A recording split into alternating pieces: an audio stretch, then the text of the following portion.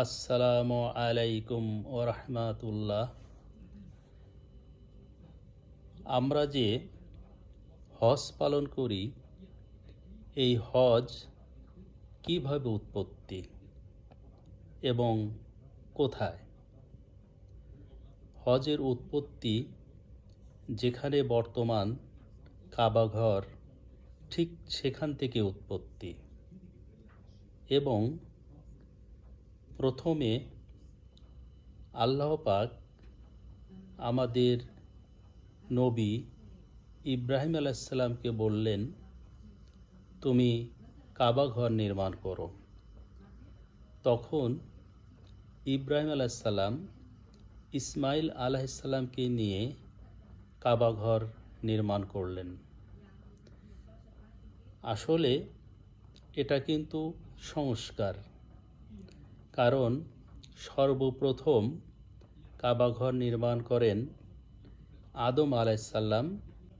তারপর থেকে যত কাবাঘর নির্মাণ আমরা বলি, সেটা হল আসলে সংস্কার। ইব্রাহিম আলাইসাল্লাম এবং ইসমাইল আলাইসাল্লাম কাবাঘর নির্মাণ করার পর তখন ইব্রাহিম আলাইসাল্লাম এবং ইসমাইল আলাইসাল্লাম কাবাঘর তওয়াফ করলেন। তখন আল্লাহ পাক বললেন, ইব্রাহিম আলাইসাল্লামকে বললেন যে তুমি আহ্বান করো সবাইকে এবং এই ঘর তওয়াফ করার জন্যে এবং এই ঘরমুখী হওয়ার জন্যে। তখন ইব্রাহিম আলাইসাল্লাম বললেন, হে আল্লাহ, এখানে তো জনশূন্য এলাকা, এখানে তো কেউ নেই, আমার আহ্বান কে শুনবে? তখন আল্লাহ পাক বললেন যে তুমি তোমার মতো আহ্বান করো এবং এটা সবার কানে পৌঁছে দেওয়ার দায়িত্ব আমার।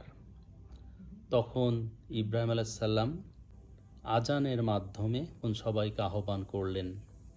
ঠিক তখন থেকেই এই কাবাঘর তওয়াফ করা হয় এবং সবাই, যারা আমরা মুসলমান জাতি, তারা সবাই কাবাঘর তওয়াফ করার জন্যে মক্কাতে সবাই চলে যায় কাবাঘরে তওয়াফ করার জন্যে এবং হজ করার উদ্দেশ্যে।